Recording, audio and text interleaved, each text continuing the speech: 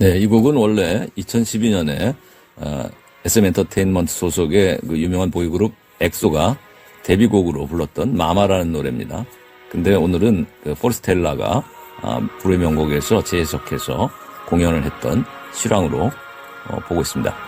원래 이 마마라는 노래는 우리 디지털 이 기술 문명 속에 비인간화된 인간 군상의 모습을 비판적으로 성찰한 그런 가사 내용으로 되어 있어요.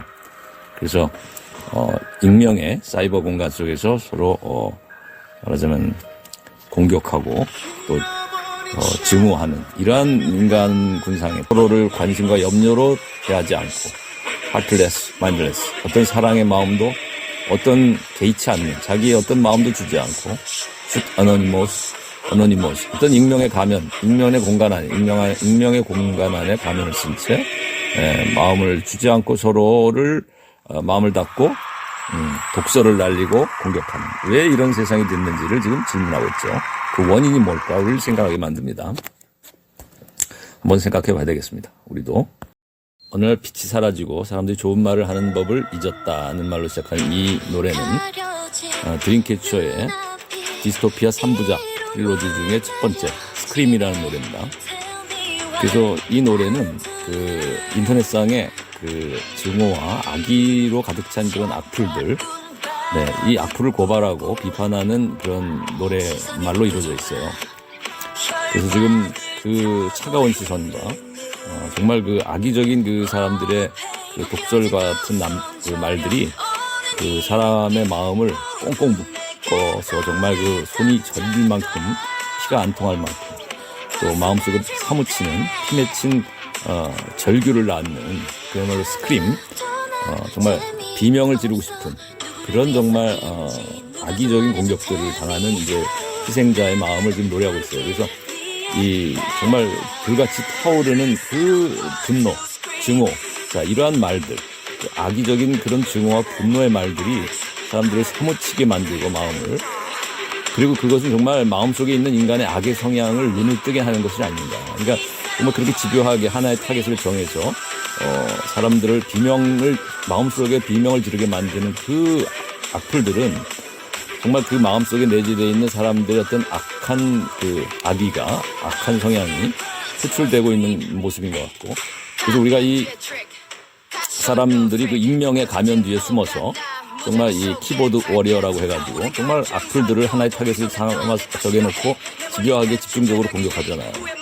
그래서 절벽 끝으로 몰아가서 결국 연예인들의 경우 많은 경우 또 자살도 옛날에는 일어났잖아요, 지금. 그죠? 요즘도 사실 또 가끔 이런 일들이 일어나는 상황이고. 그래서 정말 그 죽고 싶은 만큼의 그 목숨을 끊고 싶은 만큼의 괴로운 마음을 이제 낳게 만들잖아요.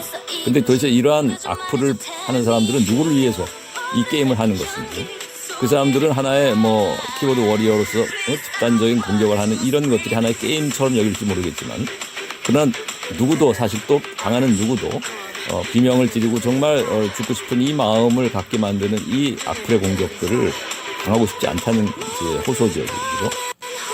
더 이상 비명을 지르고 싶지 않다 마음속에. 네. 그런데 사실 그 키보드 워리어들은 하나의 타겟을 정해놓고 저렇게 집단 공격을 가하는데, 그러고 나서 만일 그 사람이 자살을 하거나 또 어떤 큰 사고가 터지면은 언제 그랬냐는 듯이 익명의 가면 뒤에 숨어서 쥐도 새도 모르게 사라져버리죠. 흩어져버리고. 네. 그리고 아무도 책임을 지지 않죠. 자기가 아무것도 하지 않은 것 듯이, 정말 그 위선의 가면을 뒤집어 쓰고 또 평상시 같은 생활을 하죠.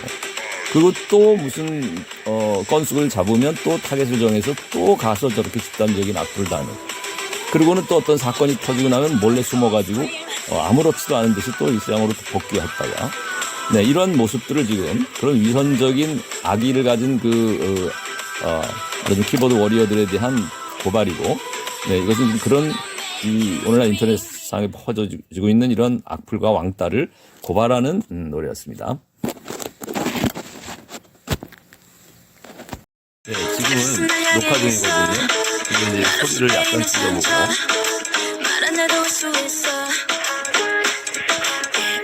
네, 지금 녹화 중에 있어요. 지금 테스트 중인데, 지금 드림캐쳐의 이 보카는 원래 스페인 말로 보카라는 말이 입이란 뜻이죠. 그래서 이 노래는 우리가 오늘날 인터넷상에서 이루어지고 있는 악플들 있죠. 네, 그래서 아주 악의적인 독서를 통해서 사람들을 집요하게 한 하나의 타겟에 정해가지고 아주 공격을 가해서 언어 폭력을 가해서 결국 마음에 상처를 주고 또 아주 공포심을 조장할 뿐만 아니라 결국은 어둠, 이 마음 속에서 어떤 연예인들의 경우 많은 자살이 일어나기도 했잖아요, 지금. 그래서 이만큼의 어떤 한 사람을 향해서 집단적인 이지매라고 할 수 있는 집단 폭력을 가하는, 언어 폭력을 가하는 이런 악플 현상을 지금 고발하고 있고 비판하는 내용을 담은 가사의 노래인데, 당신을 아프게 하고 상처를 주고 마음 깊이 그러한 악플을 다는 그런 사람들의 입을 닫게 해야 된다. 입을 닫아야 된다, 그런 사람들은. 그래서 이제 소극적으로 달아나고 뒷걸음만 치지 말고 정말 자유롭게 자기의 의사를 표현하고 그 사람들에게도 말하자면 단죄가 이루어져야 되지 않습니까?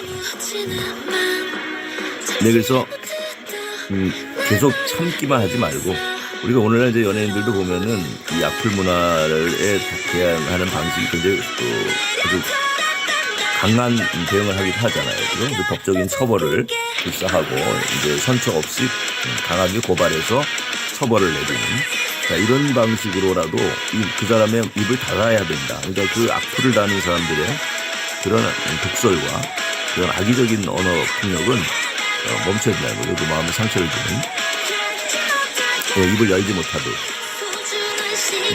왜 이 소중한 인생을, 소중한 시간을 증오로 채우고 있느냐는 가사가 있죠. 그 사랑은 어디 있느냐, where is the love. 많은 사람들이 죽고 있다, 현재. 많은 연예인들이 죽고 있잖아요. I'm gonna change your mind.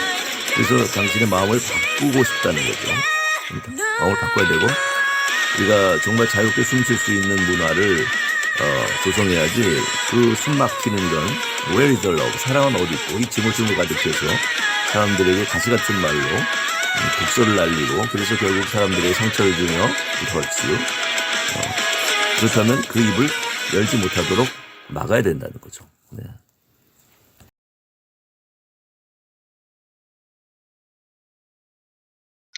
네, 오늘은 디지털 시대와 인문학 6주차 강의를 시작하겠습니다.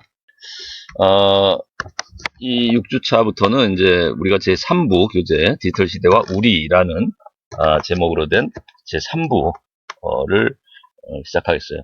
이 3부의 1장부터 우리가 이제 강의를 하려고 하는데, 우리가 이제 2부는 그동안 주로 디지털 시대와 나라는 제목으로 그 중에서도 1장을 위주로 또 강의를 해왔죠. 쭉 디지털 시대의 그러니까 변화된 시대 속에서 우리가 디지털 시대로의 이런 전환된 이 현대사회 속에서 어떻게 나를 찾는가, 자아를 찾고 나의 본래적인 실존을 회복하는, 나의 본래적인 모습, 그리고 내가 추구하는 진정한 가치를 발견하는, 이런 성찰을 주로 다뤄왔다고 본다면, 제2부는 디지털 시대와 우리라는 이제 큰 주제 아래에서 우리가 물론 그 개인의 자아를 찾는 것이 먼저 중요한 시급한 과제지만은, 그러나 일단 우리가 나를 돌아본 후에 우리가 주변의 세계를 바라보면서 내 주위의 사람들, 그리고 그러니까 나 이외에 너라고 할 수 있는 또 그와 그녀들, 또 우리라고 말할 수 있는, 그래서 우리 세계 지구촌 사회 속에서 우리가 오늘날 세계화된 시대고 또 세계 시민으로서의 삶을 살아야 될 여러분이 나뿐만 아니라 나와 동료가 될 수 있는 주위의 사람들, 그리고 더 나아가서 세계 모든 인류와 함께 공존하는 이 세상을 살아가야 된다면 우리가 우리에 대한 성찰이 또한 중요한 과제라는 거죠. 나뿐이 아니라. 그래서 나의 자유를 우리가 추구하는 것이 중요하고, 나의 행복을 추구하는 것이 물론 모든 사람들에게 소망스러운 것이긴 하겠지만은, 너의 자유도 우리가 존중받아야 되고, 타자의 자유, 나 이외에 다른 사람들의 자유도 우리가 고려하지 않으면 안 된다. 또 나 이외에 다른 사람의 행복을 우리가 외면해서도 안 된다는 거죠. 그것이 인간다운 삶의 자세고, 그것이 인간다운 공동체를 갖고 가는 하나의 우리의 마인드가 될 것 같아요. 그래서 제 1장은 디지털 시대와 인간다운 삶이라는 주제로 나 이외에 우리, 나뿐만 아니라 나를 포함한 우리를 함께 생각해보는, 성찰해보는 이런 시간을 가지려고 합니다. 그래서 제 1장 이 주제 하에서 우선 들어가며를 우리가 살펴보면은, 자, 우리가 앞에서 내가 뮤직비디오 3편을 들려주고 해석을 했죠. 그래서 그 중에 엑소의 마마, 그 다음에 드림캐쳐의 스크린, 보카. 자, 이런 노래들을 우리가 사실 들어봤는데, 우리가 한번 다시 돌아보면 엑소의 마마에 보면 이런 구절들이 나와요. 디지털 세계는 맞으면 이건 전쟁도 아니야 하지만 사실은 전쟁터라는 얘기 같아요. 그리고 언젠가부터 우리는 스마트한 감옥에 자발적으로 갇혀 0과 1로 만든 디지털에 내 인격을 맡겨. 그리고 그 속에서는 살이 가득한 질시를, 서로 질투와 질시 어린 시선으로, 또 아주 죽고 죽이는, 또 말하자면 싸우고 외치고 이건 전쟁도 아니야라고 하지만 사실은 전쟁터와 방불케 하는 그런 슛 어노니머스, 그죠? 익명의 그런 어떤 총구를 겨누고 익명의 가면 뒤에 숨어서 칼을 목에 겨누고 또 총을 들이대는 슛 어노니머스, 쏘아댄다는 거죠. 독소를 내뱉고 쏘아대고 공격하고. 이것은 이렇게 살이 가득한, 살기가 등등한, 정말 죽이려는 듯한 그런 악랄한 그런 마인드로 서로를 대하는 이런 인터넷 공간 속에서 나뒹구는 이런 악플들을 보면 언어 쓰레기가 나뒹구는 삭막한 벌판, 이런 표현이 나오죠. 언어 쓰레기가 나뒹구는 삭막한 벌판. 그리고 드림캐쳐의 스크린, 보카 같은 그 뮤직비디오 속에서는 이런 가사가 나와요. 증오가 낳은 무작위 속의 타겟.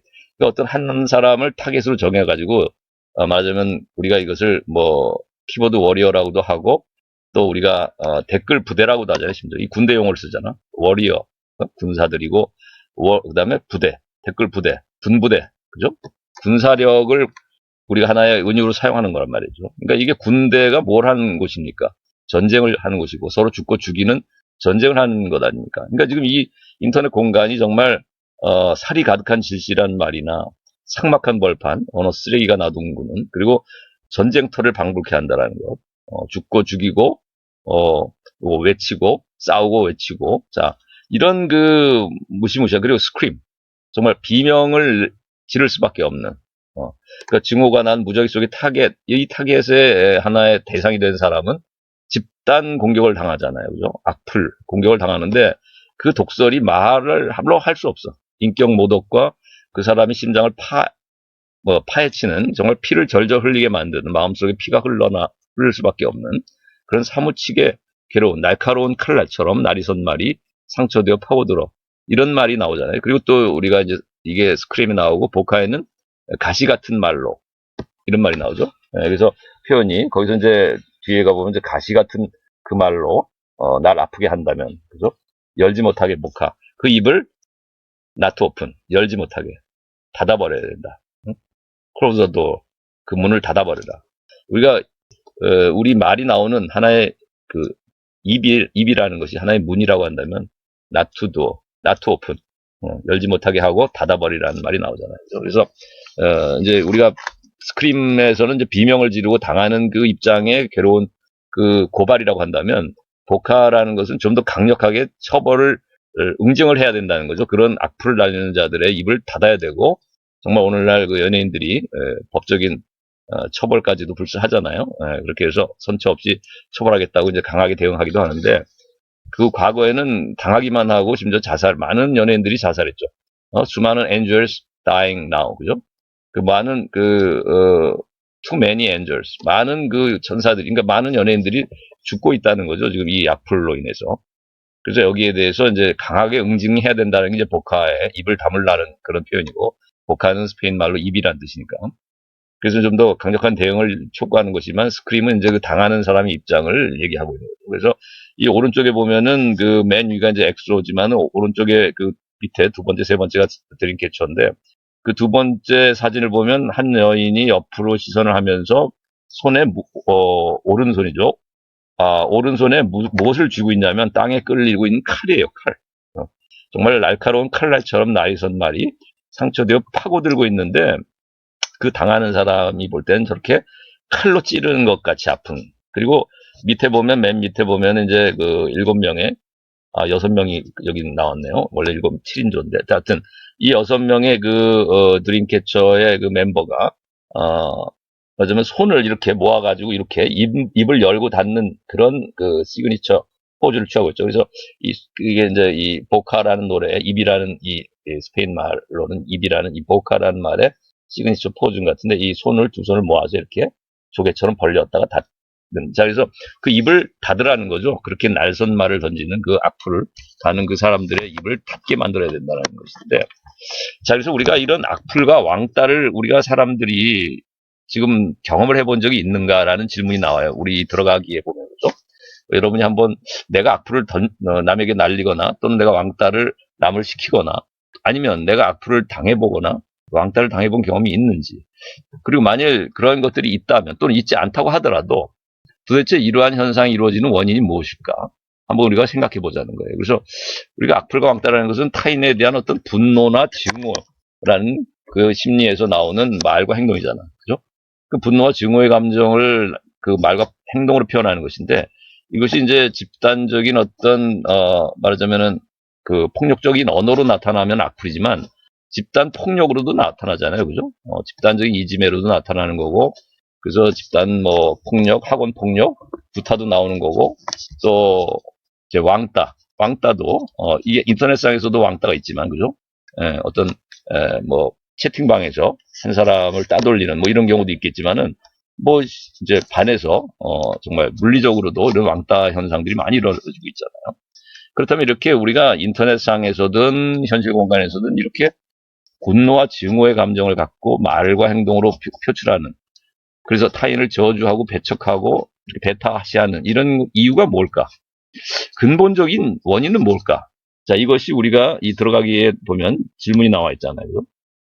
그러니까 이 이유가 뭘까를 한번 성찰해보자. 우리가 양심을 한번 돌아보면서 우리가 가슴에 손을 얹고 왜 우리는 남에게 분노와 증오의 말로 악플을 달며 왜 왕따를 시키는가 남들을. 자, 이것을 한번 생각해 보자는 거죠. 그 원인은 일단 여러 가지가 있겠지만 내가 볼 땐 가장 근본적인 원인 중에 하나는 우리 사회의 하나의 모습인데 어떤 사회 모습이냐면은 너무나도 지나친 경쟁, 너무나 지나친 경쟁, 즉 무한 경쟁.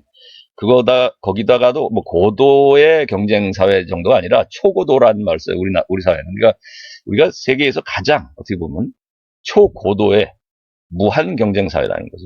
이것이 내가 볼 때는 악플, 왕따, 이런 분노와 증오의 말과 행동이 이렇게 빈번히 그리고 강하게 극단적으로 이런 악플과 왕따 현상이 이루어지는, 그리고 타인을 극단적으로 저주하고 욕설을 퍼붓고 악플을 날리며 배척을 하고 왕따시키고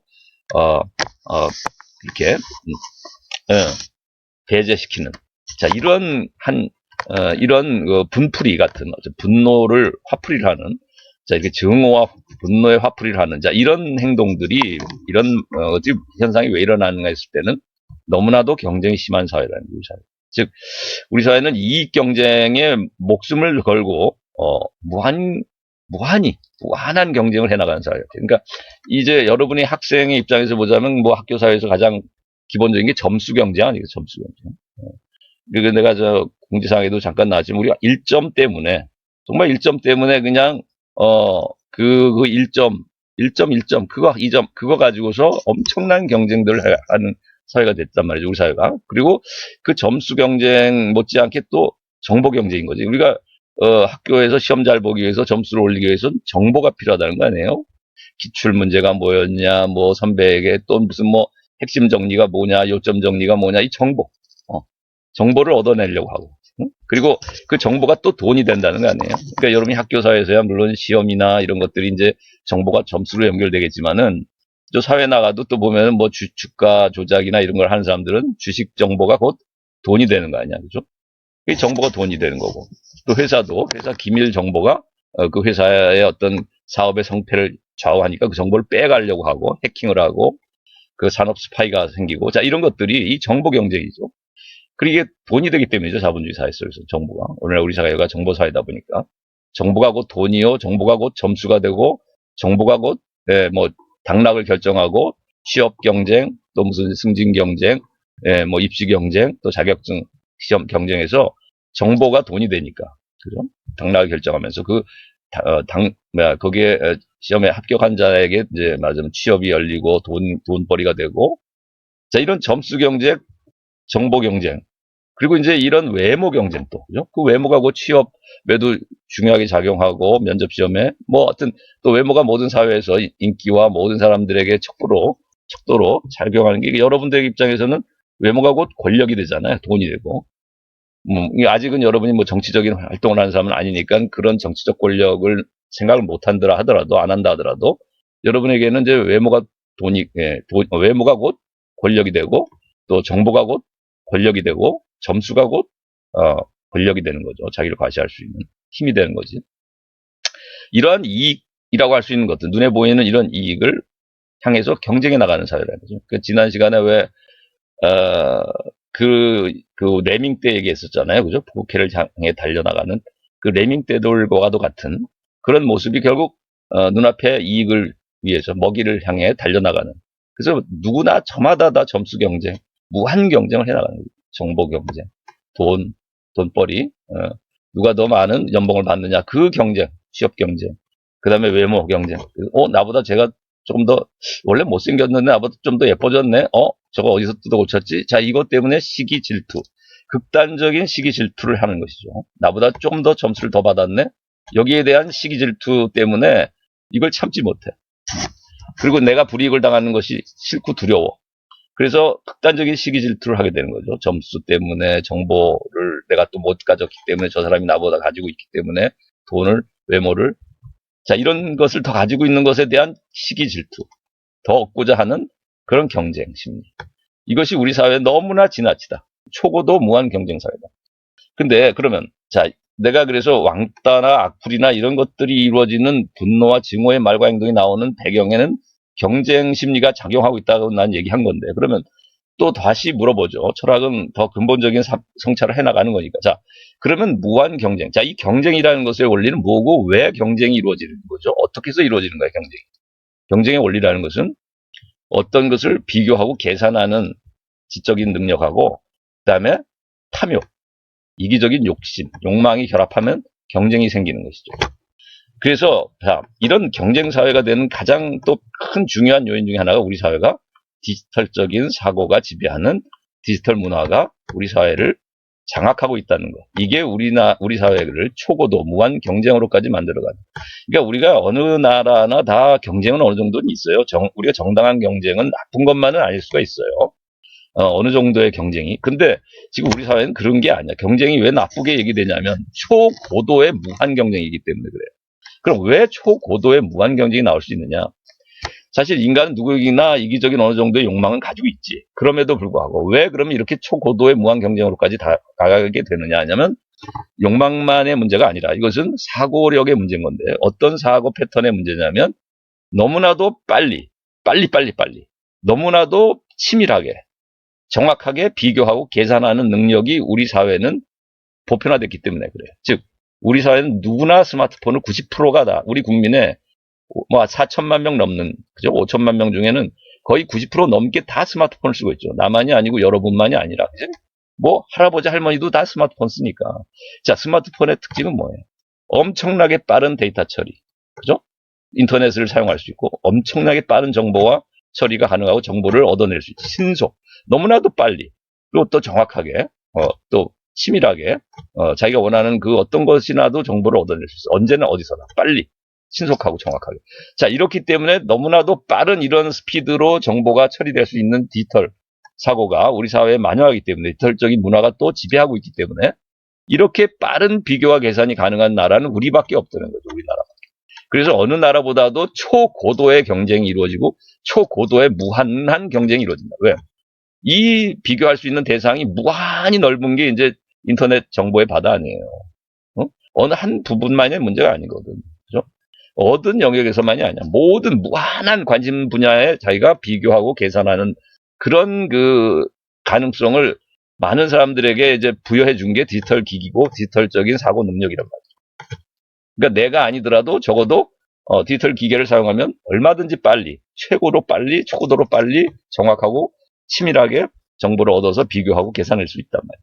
이것이 이기적인 욕심하고 결합하니까 어떻게 돼요? 지나친 경쟁, 무지막지한 경쟁 사회가 된 것이죠, 우리 사회. 그래서 서로 무지막지한 시기와 질투가 난무하고, 그래서 이 불이익, 자기가 조금이라도 남보다 비교해서 뒤처졌거나 불이익이라고 생각하면은 참지 못하고 분노하고 증오의 말과 행동으로 악플과 왕따를 수시로 일삼는 사회가 된 것이죠. 그래서 타인을 저주하는 말, 욕설, 그리고 폭력이 난무하는 사회가 된 것이죠. 심지어는 살인도 물사하는 거예요, 살인도. 이런 무한 경쟁 사회라는 것이 이제 내가 볼 땐 배경이 그 무한 경쟁이 가능한 원리에는 디지털적인 사고가 우리의 탐욕과 함께 디지털적인 사고가 있다는 거예요. 신속 정확 비교 계산하는. 자, 그럼 여기서 다시 한번 더 돌아봅시다. 자, 디지털적인 사고 또 디지털적인 문화의 가장 기초에는 물론 아까 지난 시간에 우리가 이런 말 했죠. 우리가 아날로그적인 사고를 디지털 시대에도 왜 해야 되느냐. 근본, 어떤 우리에게 주어진 개념이든 단어든 아니면 우리에게 주어진 어떤 자료든 상황이든 사건이든 그것의 근거를 파헤칠 수 있는 것은 사실은 아날로그적인 성찰이라는 거예요. 그래서 가장 대표적인 예로 디지털이라는 말을 사용하고 디지털 시대인데 디지털의 어원적 의미를 우리는 모르면서 그냥 디지털하고 쓰고 다니지 않느냐. 디지털 기기를 사용하고 디지털이라는 말을 쓰고 우리는 디지털 시대에 산다라는 생각을 하고 그냥 살아가지 않았느냐, 무작정. 그러나 우리가 아날로그적으로 성찰한다는 것은 디지털의 어원이 뭐냐 했을 때 손가락이라는 사실은 어찌 보면 손가락은 아날로그적인 거잖아요. 그죠? 디지털적인 건 아니지, 원래. 근데 손가락을 물론 손을 가지고 손가락으로 셈을 하는데 사용하면 이건 물론 디지털적인 것하고 결합되겠지만, 그죠?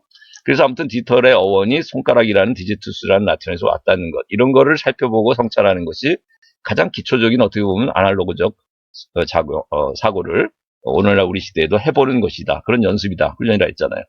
자, 그러면 우리가 디지털적 문화의 가장 기초에는 물론 이렇게 센다라는 것, 계산하는 능력이 기초에 있다는 건 당연한데 그것만 가지고 디지털 시대를 얘기하고 디지털 문화를 얘기하기엔 조금 부족한데 가장 또 대표적인 게 뭐예요? 정보화 사회라는 거죠. 디지털 시대. 그죠?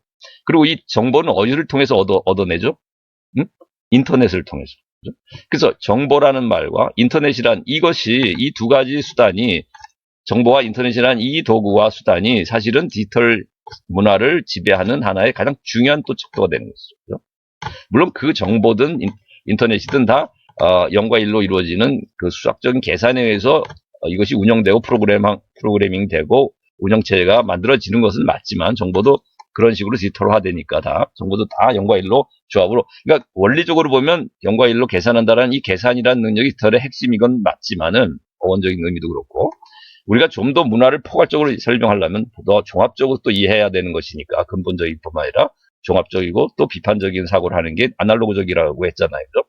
자, 그래서 우리가 이 철학적 사고가 그런 건데, 자, 그럼 우리가 좀 더 포괄적으로 접근하자면 디지털 문화의 또 가장 기본적인 것 중에는 어떤 요소가 있냐면 정보 처리라는 것고, 정보를 계산적으로 처리하는 것이고, 그리고 인터넷을 통해서 얻어낸 정보라는 거죠. 그리고 인터넷을 통해서 정보가 확산되는 것이니까.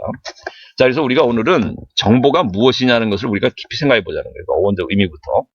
인터넷이란 말도 그렇고. 그래서 유래를 생각해 보자. 우리는 디지털의 유래를 우리가 이미 알고 있으니까 이제 정보의 유래라는 것은 근본적으로 우리가 우리말 정보라는 것은 사실은 우리말이라기보다는 한자어로 이루어져 있죠. 그 한자어는 무엇의 준말이냐면 오른쪽에 보면 보고란 말이 나오죠. 한자말로. 적은 뭐예요? 원수를 뜻하는 거야. 적군할 때 그 적이야. 원수 적자예요. 그러니까 원수의 적정이라는 뭐예요? 그 원수가 되는 그 적군들의 상황을 말하는 거지. 정태, 분석할 때 그 정황. 그러니까 적의 정황을 보고한다는 거예요. 그게 적정보고거든. 그러니까 우리가 뭐 군사적인 용어에서 나왔다고 보겠는데 이것을 적정보고를 하는 자는 누구예요?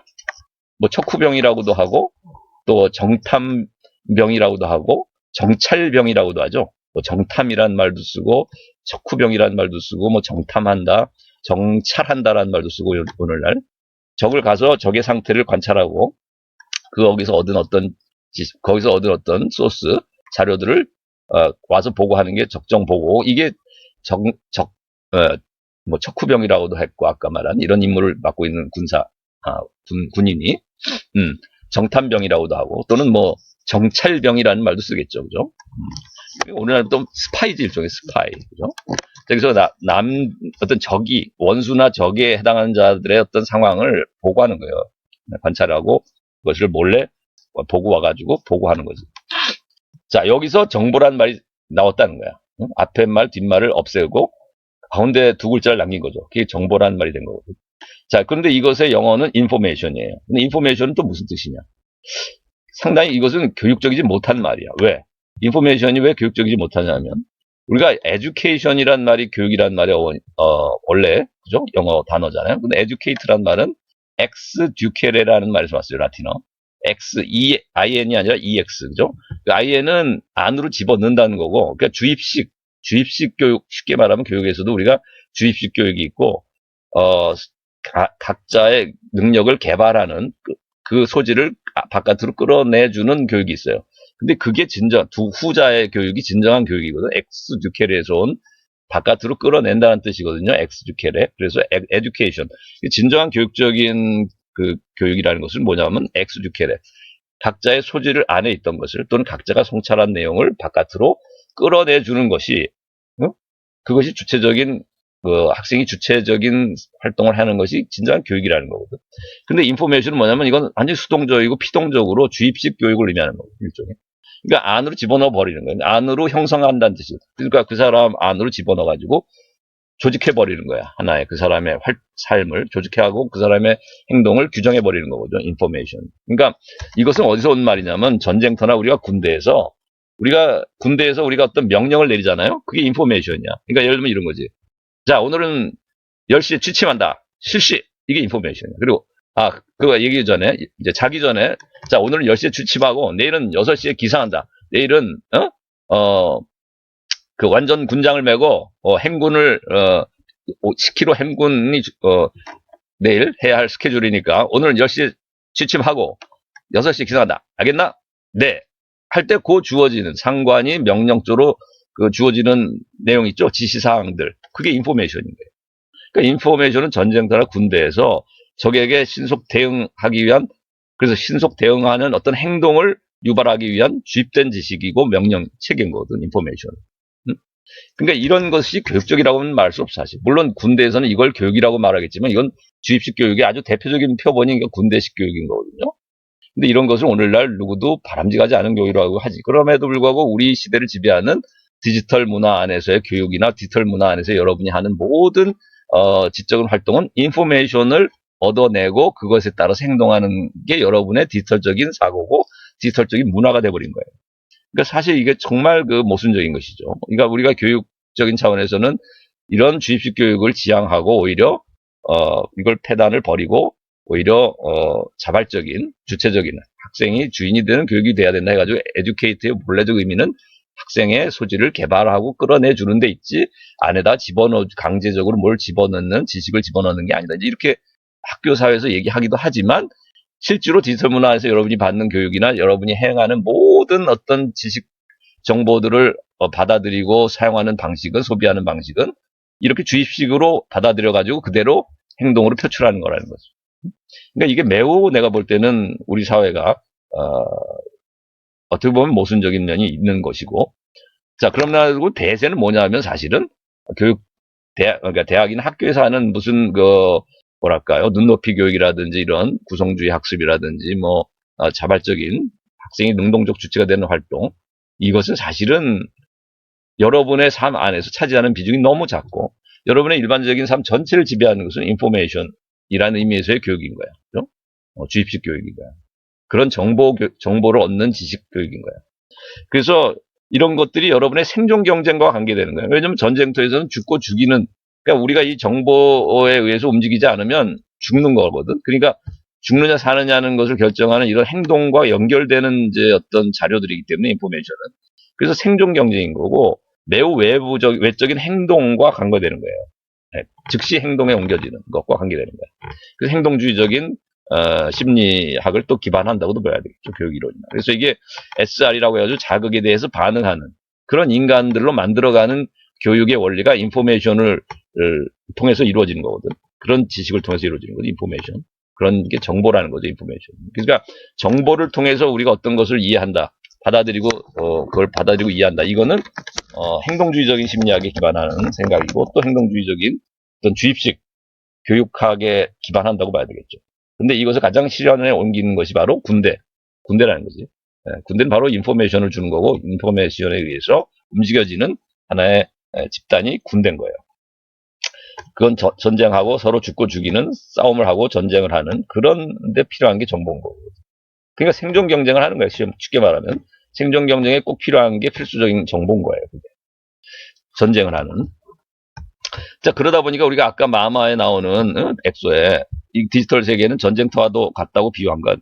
영과 일로 만든 스마트한 외의 인격을 맡기면서 살기가 가득한 서로 죽이고자 하는 살기 가득한 살이 가득한 질시를 하고 예 그래가지고 죽고 죽이고 외치고 전쟁도 아니야 했지만 사실 전쟁인 거죠.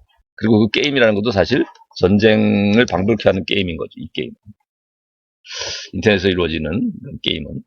자, 그래서 인터넷의 유래. 자, 인터넷이 유래한 것도 보자면, 어디서, 생겨난 것이냐면은, 이것도 역시 군대 용어에서, 그러니까 군대의 어떤 도구, 군사적인 도구에서 온 거다. 즉, 전쟁터에서 사용하는 전시에 군사 정보망을 우리가 미 국방성에서 운영했는데, 그것이 아르파넷이라고 했대요. 아르파넷. 이 아르파넷에서 인터넷이 왔다는 거예요. 그러니까 우리가 사실 여기서도 역시 이제 이게 군대의 용어거나 군대의 어떤 필수적인 도구였는데 인터넷은 정보도 그렇지만 그러니까 원수인 적과 싸우면서 서로 죽고 죽이는 전쟁터에서 사용된 도구가 바로 이게 인터넷이었다는 거지. 그리고 그때 우리가 명령 체계로 전달되는 어떤 지시사항이나 이런 자료나 이런 지식이 바로 정보였다는 거지. 그러니까 이런 정보를 바탕으로 하고 이런 정보들의 홍수, 정보들의 바다인 인터넷, 그리고 이런 정보들로 이루어진 그 교환이 이루어지고 있는 상호. 자, 이런 것들이 이제 인터넷으로 운영되는 하나의 그 상황인데, 정보의 체계가 이제 인터넷이 돼버리고, 그죠? 서로 주고받는. 자, 그럼 이런 정보란 말이나, 인터넷이라는, 이것들이 다 이 도구가 어디서 온 거냐면, 군대, 또 전쟁과 연결되는 거죠. 죽고 죽이는 전쟁과 연결된 이런 군사적인 어떤 목적으로 이루어진 전쟁 목적으로 이루어진 그런 도구였고 개념이라는 거죠. 도구 개념이라는 거죠. 정보나 인터넷이나. 그러니까 우리가 내적인 성찰이나 어떤 우리가 정신적이고 어떤 양심과 도덕적인 자 이런 말하자면은 우리가 어떤 전통적인 인문학에서 다루어진 또 철학적인 윤리적인 또 어떤 미학적인 네 무슨 이런 또 문학적인 예술적인 자 이런 거하고는 전혀 상관이 없는 거예요. 오히려 아주 외적으로 즉시 움직이고 행동해서 서로 총을 쏘고 죽이고 자 이럴 때 필요한 개념들이 정보고 그리고 그것들이 움직여지는 체계가 인터넷이었던 거거든. 그런 것들이 주고받아지고 빨리빨리 말하자면 적의 정보를 얻어서 빨리빨리 인터넷을 통해서 전달해가지고 서로 교환해서 빨리빨리 이제 행동에 옮겨서 사람을 쏘아 죽이고자 했던 것이 바로 그래서 만들어진 게 인터넷이었고 정보라는 건 그런 데 사용된 도구였다는 거죠. 총알이라는 거죠. 그러니까 인터넷이 하나의 대포고 하나의 뭐냐면 미사일 체계고 하나의 이렇다고 한다면 정보라는 것은 총알에 해당하는 거란 말이죠. 그러니까 아까 그 마마의 그 디지털 세계를 전쟁터에 비유한 게 딱 맞는 거예요, 사실은. 서로를 죽고 죽이고 외치고 전쟁 같은 세상이라는 거지 인터넷 세상. 근데 그게 왜냐면 전쟁터에서 쓰던 그 도구이자 개념에서 왔기 때문에 어찌 보면 정보나 인터넷이나 다 생존 경쟁과 관련되고 전쟁터에서 서로 죽고 죽이는 것과 관련된 지식과 하나의 그 지시사항들이에요, 정보는. 그리고 인터넷은 그것들을 운영해 나갔던 체계고, 그것들을 전달하고 서로 주고받았던 체계란 말이죠. 그게 아르파넷이라는 미 국방성의 정보망이었고, 그 정보망에서 나온 게 인터넷이 된 것이죠. 그게 보편화된 것이죠. 모든 분야에 적용된 게 인터넷이거든요. 군대에서 사용했던 그 군사 정보, 서로 죽고 죽이고자 했던 정보를 주고받았던 그 정보망, 군대의 정보망, 군사적인 정보망을 전 영역으로 교육, 문화, 예술 뭐 이런 것까지 다 적용시켜버린 게 인터넷이 돼버려요. 그러다 보니까 그 뿌리는 어디서 왔냐? 죽고 죽이는 전쟁터에서 사용하는 군사적인 어떤 네트워크였다는 거죠. 그리고 거기서 사용하는 정보였다는 거지. 이 정보의 원래 본질적인 유래가. 의미도 그렇고. 자, 그래서 디지털 문화의 기반은 이런 죽고 죽이는 전쟁 문화, 전쟁이라는 어떤 그 틀, 죽고 죽이는 군사적인 이런, 개념과 도구에 기반하고 있다. 디지털 문화는. 자, 그러다 보니까 우리가 아까 마마나 드림캐쳐의 그 스크린 복화에서 나온 같은 칼이라든지 총이라든지 자, 이런 것들의 유비가 또 전쟁이라는 이런 비유가 자꾸 나오는 것이 이 가사에 내가 볼 때는 적절한 것일 수밖에 없는 거예요. 원래 본질이 거기서 나왔기 때문에 그래. 인터넷이라든지 정보라는 말이 오늘날 뭐 우리가 여러분이 음악을 듣고 뭐 영화를 보고 좋아하지만은 사실은 그 밑바닥에 깔린 것은 뭐냐면 이렇게 빨리빨리 일을 처리하고 정보, 지식이나 어떤 자료를 빨리빨리 전달하고 해서 상대방, 원수인 적을 죽이려고 했던 것에 목적이 있는 것이거든요.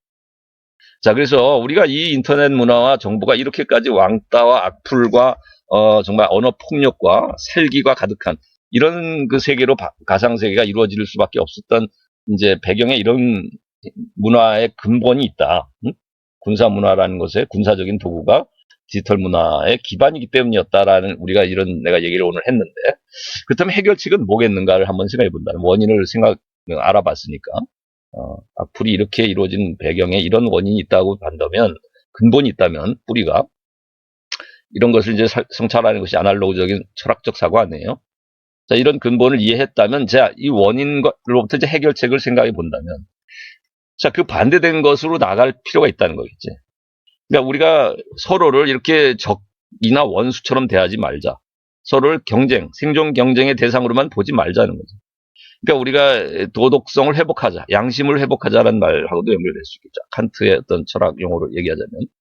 그러니까 우리가 칸트의 도덕 법칙은 뭐냐면 인간의 인격, 우리가 서로 인격을 서로 수단으로만 대하지 말고 목적으로도 대하자. 이게 칸트의 도덕 법칙이란 말이죠. 그러니까 우리가 서로를 경쟁의 상대, 무한 경쟁 상대, 그리고 적이나 원수로만 여기고 내가 이기기 위한 수단, 내가 이익을 얻기 위한 하나의 도구적인 것으로만 보지 말고 목적, 그 사람 자체도 하나의 행복을 추구하고 그 사람 자체도 자유로움을 추구하는 또 자유로운 하나의 권리를 갖는 인격체라고 인정해 주자는 거죠. 목적으로 대하자는 거죠. 그 사람 하나의 인격으로서 대하자는 거예요.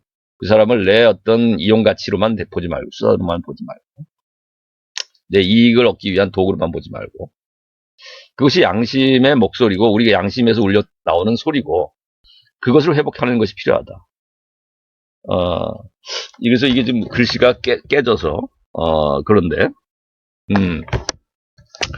그러니까 우리가 이런 거예요. 우리가 내적인 어떤 정신의 내면의 세계를 또 회복하고 우리가 잃어버린 어떤 철학적인 사고력을 회복해야 된다는 그런 얘기를 우리가 하고 싶었어요. 그래서 뒤에 지금 다 글씨가 깨져서 좀 그런데 메모리가 부족해서 그런 것 같은데 아무튼 우리가 내면적인 정신세계가 소멸된 상황이고 왜냐하면 우리가 이렇게 행동주의적이고 생존 경쟁의 이런 전쟁터를 방불케 하는 이런 그 배경에서 나온 디지털 문화에 우리가 빠져 살다 보니까 서로 악플을 달고 서로를 죽고 죽이고 경쟁적으로 이기고자 하고 정보를 더 얻기 위해서 이런 식으로 투쟁하고 싸우는 이런 경쟁의 체계로만 갈 것이 아니라 그러다 보니까 사실은 우리가 너무나 직물적이고 정말 말초적인 어떤 자극적인 정보에 의해서 움직여지는 행동. 우리가 예를 들면 뭐 폭력적인 정보라든지 또 우리가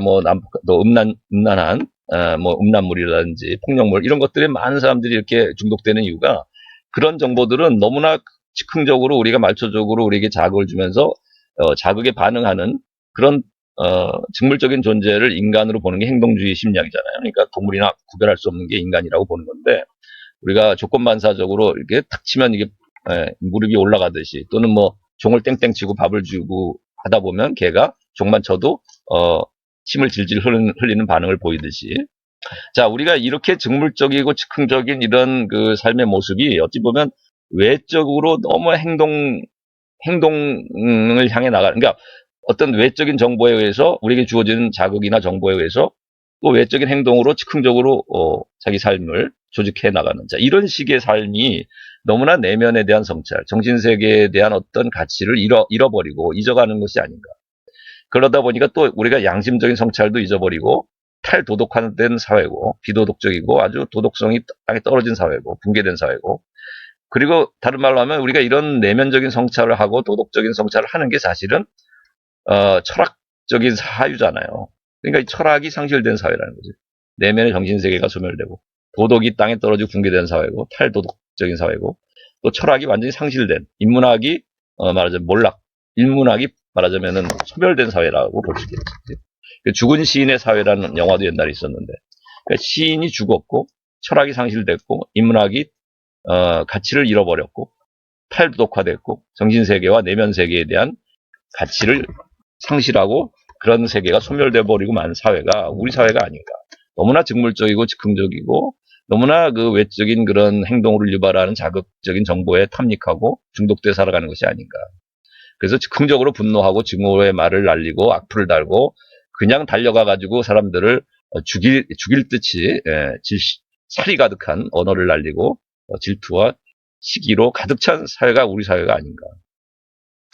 그럼 그것 해결책은 그 반대를 생각해 볼 필요가 있다. 그러니까 우리가 아날로적인 옛날 사람들의 삶을 생각해 보면 정말 여유 있게 내면적인 성찰을 하고 일기를 쓰고 시를 썼고 붓글씨를 썼고, 그죠? 철학적 사고를 했고, 예술과 문화를 그런 내면의 세계에서 찾으려고 했고, 그것들을 또 가치 있는 어떤 삶의 길로 생각했었는데, 오늘날은 그런 가치를 생각하는 사람이 없고 그냥 즉흥적인 쾌락과 빨리 얻을 수 있는 자극과 이런 정보에 의해서 그것을 소비하고 빨리빨리 소비하고 사는 그런 사회로 변했다는 것이죠. 그러려면 우리가 내면의 정신세계를 되살리는 재활이 필요하다. 그러니까 우리는 일종의 불구자가 됐다.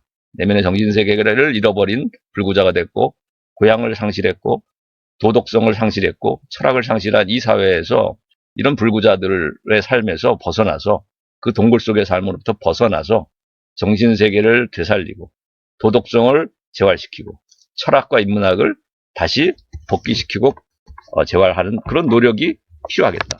그것이 해결책이 아니겠는가 이런 생각을 해봅니다.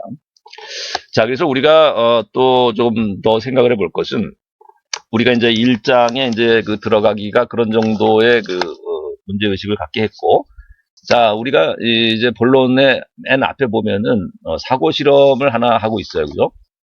인터넷과 우리라는 이제 1장의 1절로 들어가기 앞서서 사고 실험을 하고 있는데, 맨 먼저 나오는 것은 뭐냐면 빈병 채우기 사고 실험이에요. 그래서 우리가 오른쪽에 보면 큰 빈병이 하나 있어요.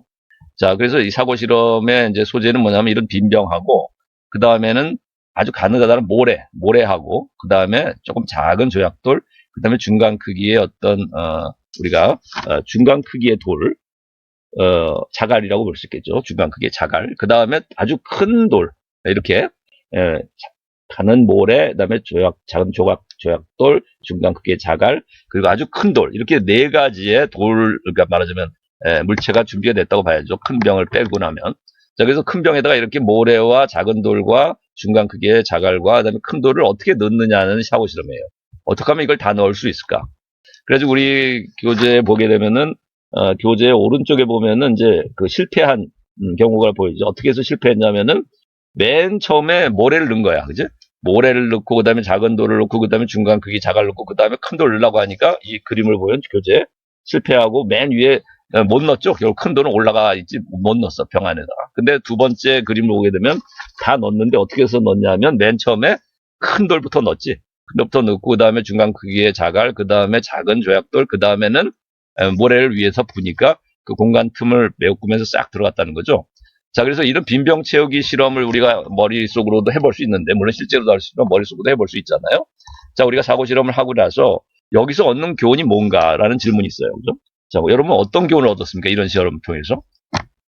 우리가 오늘날 이런 디지털적 사고에 익숙한 사람들 같으면 우리가 삶을 효율적으로 빨리빨리 이익을 얻기 위한 이런 경제적인 마인드로 이걸 접근하면, 계산적인 비교 계산적 사고를 가지고 접근하면 어떻게 교훈을 얻을 것 같냐면, 내 생각에는 우리가 큰 이익을 주는 일부터 처리를 빨리빨리 해서 작은 이익을 주는 일들은 짜투리 시간에, 여유 시간에 하고, 정말 우리가 본 시간이라고 할 수 있는 정말 9 to 5로 집중적으로 일해야 할 시간에는 정말 큰 일부터 큰 이익이 될 수 있는 큰 사업, 큰 이익이 될 만한 일을 하고 그리고 뭐 화장실에 가거나 점심시간에 좀 여유가 있거나 좀 남은 시간이 있거나 이런 남은 시간에는 작은 이익을 주는 뭐 적은 일거리 뭐 이런 것들이나 좀 처리하면 이것이 삶을 효율적으로 사용하는 하나의 삶의 경제학이 되지 않겠느냐. 그런 교훈을 이 병을 채우는 실험에서 돌과 모래로 채우는 시험을 통해서 얻었습니다. 이렇게 말할 것 같아요. 여러분들은 디지털적 사고를 한다면. 그죠? 삶의 경제학, 삶을 어떻게 효율적으로 활용해서 큰 이익을 얻어낼 수 있을까. 이제 이런 식으로 여러분이 아마. 근데 이제 나는 우리가 그런 생각만 하지 말고 그런 생존 경쟁의 이익 계산에 치우치는 그런 그 교훈을 거기서 끌어내려고만 하지 말고 여기서 우리가 어떤 인문학적이고 철학적인 교훈을 얻어낸다면 이런 걸 것 같아. 우선 이런 질문을 해볼 수 있어. 우리가 이런 사고 실험을 할 때, 자, 이런 실험을 할 때 우리가 이 빈 병을 이렇게 돌과 모래로 채우기 전에 가장 먼저 이 병을 채우고 있는 것은 뭘까요? 응? 이 병을 가장 먼저 채우고 있어야 할 것은 뭘까요? 응? 그러니까 이 병을 그것이 가장 먼저 채우고 있어야 할 그것이 없이는 사실은 실제로는 돌도 모래도 사실은 넣을 수가 없어. 그게 뭘까요? 응? 보이지 않는 그 무엇은 뭘까요? 제일 먼저 채우고 있는 거. 그러니까 우리가 그건 뭘까요? 그건 공기인 거예요. 공기. 그죠? 우리가 공기는 보이지 않지만 이게 공기가 이 병을 채우지 않으면 예를 들면 우리가 대기권 바깥으로 나가서 무중력 상태인 저 진공 상태로 나가본다고 생각합시다. 우리의 대기권 바깥을 넘어서 우주로 나가본다고 생각합시다. 그래서 이 병을 들고 나갔어요. 거기서 가가지고 이제 모래랑 이제 뭐 조약돌이랑 이런 돌들을 다 싸가지 가서 비닐에서 꺼내가지고 이제 뭐 다 넣으려고 해. 이제 큰 돌부터 넣으려고 해. 들어갈까요? 안 들어갑니다. 그죠? 왜?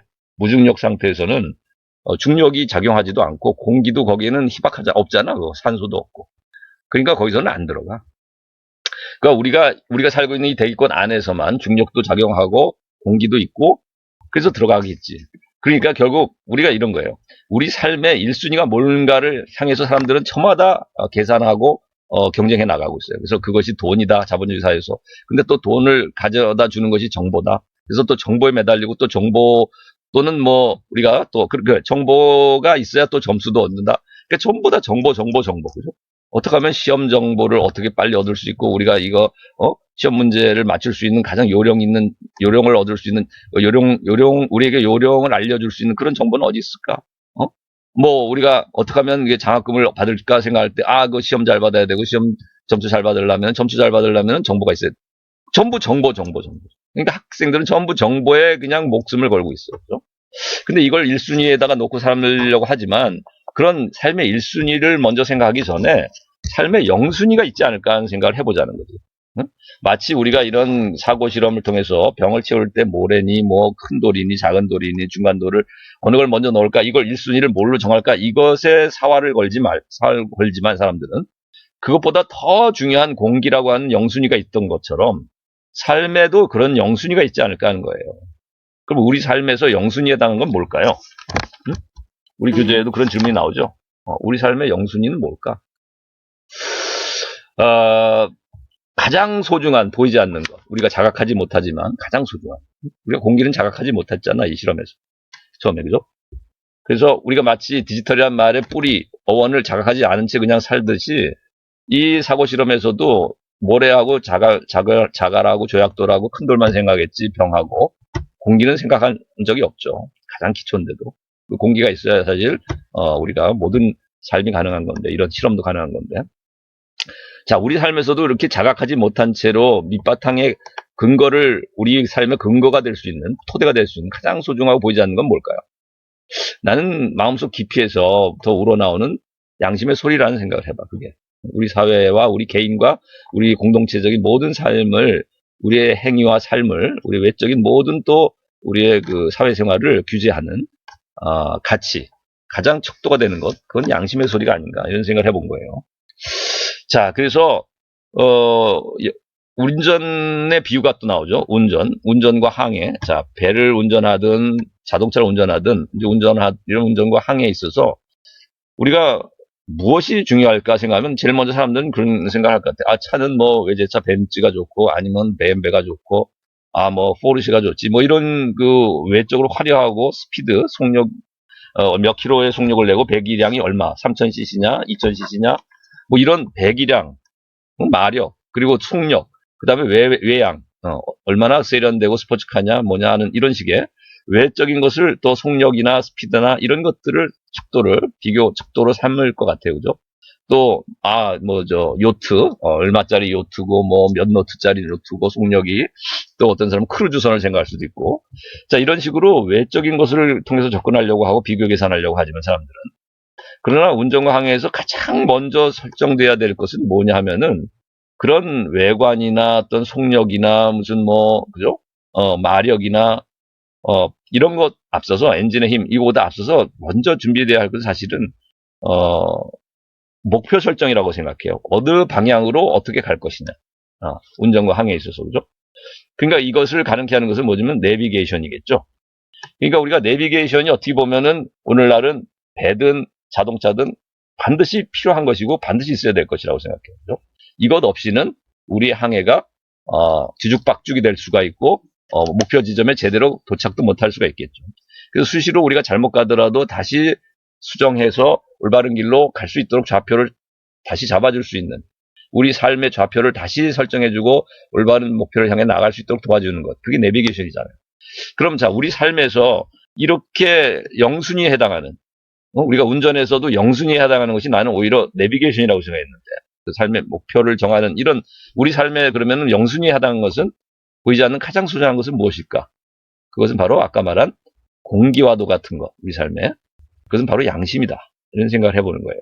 네, 그래서 우리가 오늘 이런 들어가기 앞서서 인간다운 삶에 대해서 성찰하기 앞서서, 그래서 인터넷과 우리라는 이 일절을 넘어가기 전에 이런 생각을 한번 해봤습니다.